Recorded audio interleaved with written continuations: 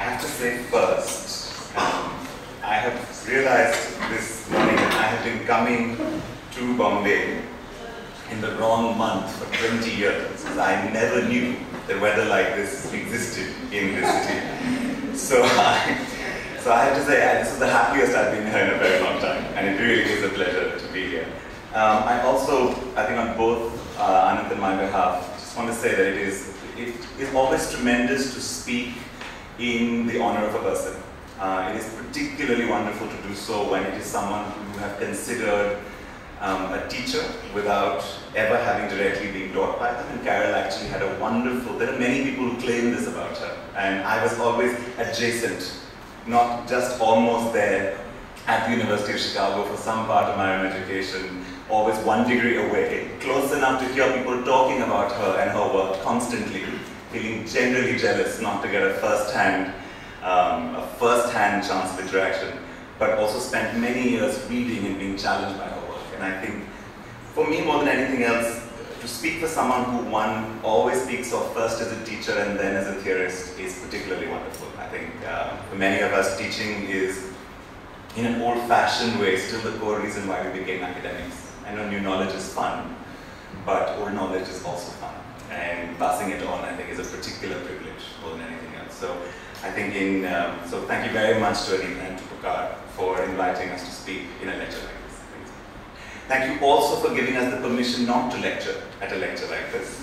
And we won't, so we're going to be even tighter. We're going to set this up. Ananta and I don't disagree enough for a debate, but we disagree just enough for an interesting dialogue. So we're going to set it up and push that to its limits, by which I mean I will go first and leave all the difficult questions to him to follow.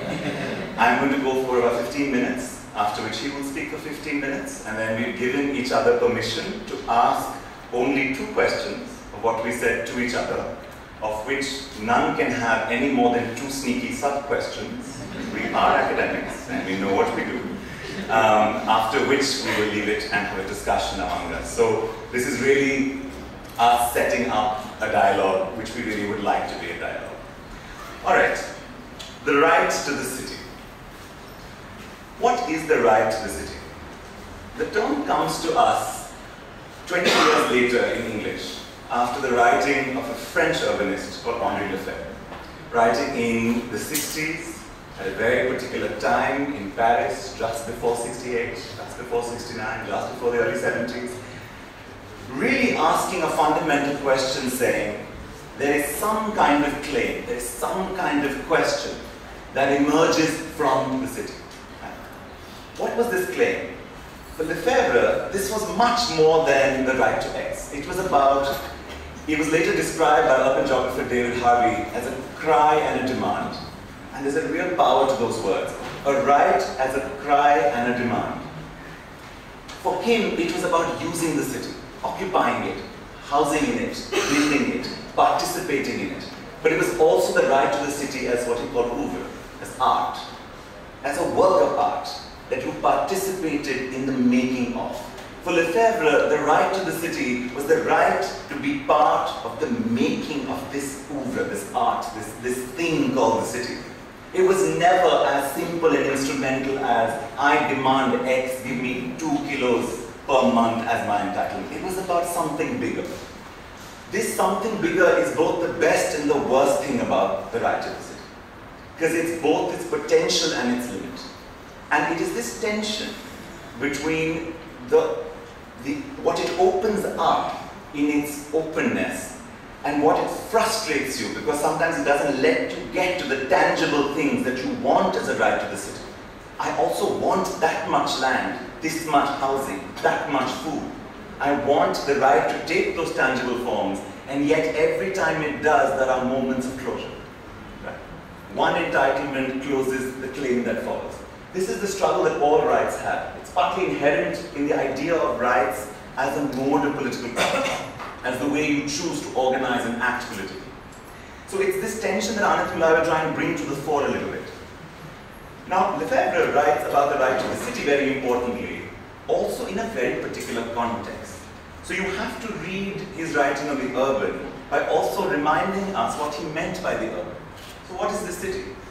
He was making an argument at a time saying, when you talk about the mode of production of capital, okay, when you talk about how value is created, very simple, he argued that the older understandings of industrialization, of production, did not hold, and it was the production of the city that was becoming the primary circuit by which global capitalism functioned. Okay? That it is through the production of the city.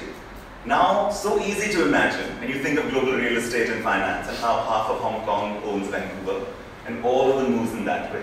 Right? No, that should be how Hong Kong owns half of Vancouver. That's right.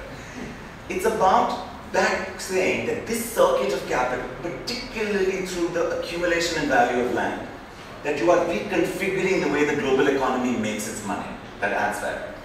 So for him, the urban is on one side this open thing, which is this work of art, a space of culture, belonging. On the other side is a very real structure by which value is produced. Years later, Ananya Roy, writing from Berkeley, takes a bit of the Lefebvrean definition and says, when we say urban, we must mean three things. And I'm going to lay out these three things as our agreed definition on what we mean when we say the city, of the right of the city. The first, the urban is a territorialization of circuits of value, which means at its very core is an economic form where value is created, made and unmade in different ways. Right? And it is done spatially. And this is what sets it apart from other modes.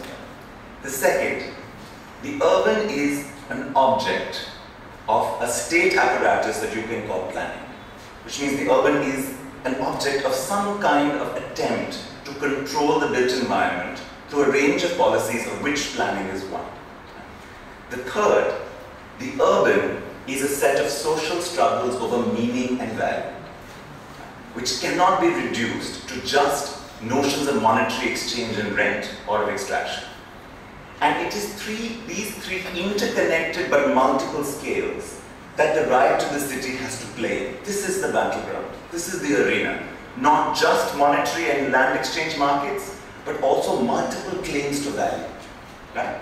So sometimes these come together. You say environmental discounting for marshlands means that environmental costing means that exchange value cannot be the only value game in town. But what you can also do is claim to be from a Kolibara village and say that your notion of the original inhabiting gives a separate value to the land you occupy. So value is not just economic. And this is what Lefebvre was getting to, because he wrote an absolutely brilliant and utterly unreadable book about space, in which after 20 rounds of trying and a guide from Anand, I understood his register as an absolute representation and a third category of space. But what he was getting to was these tensions. That these three ways of cross-cutting and forming the urban give you a set of structures locked into power battles with each other. When does the economic value and territorial circuit win? When does the claim of environmentalism win? An occupying basti makes a different kind of claim to value, a different kind of claim to use. How do we intervene in the interplay of these structures that have uneven power? And that is the other part that we have to hold on. That the state apparatus has a particular kind of power to shape the city we live in. Territorial land values and capital have another kind of power, and social struggles to reimbind meaning have another kind of power. They act differently, they operate differently, but they do so at the same time in the same space.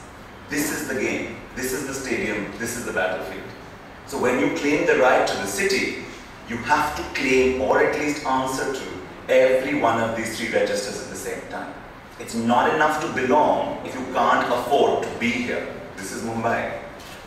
This should make more sense here than anywhere else, right? So, if you do that, how do we think of this right? Let me break down a very simple way to think about the idea of right. One sentence, reductive but useful. A right is a claim by someone for something made to someone. Okay, it's got three parts. Someone has to make the claim. I, X. Okay. I worker, I resident, I citizen, I Dalit, I woman, I Indian. I, someone, make a claim for something. Food, education, health, information, belonging, culture, city. To someone to the state, to each other, to family, interpersonally, to community, to the mosque, to the temple, to God, to whom? This is the play of the political space of rights, a claim by someone for something to someone. So if you take each of these three and break it down, what's the space of the right to the city? Who claims the right to the city? This is where the real potential of this framework comes out, because it allows you the radical possibility of a new subject position.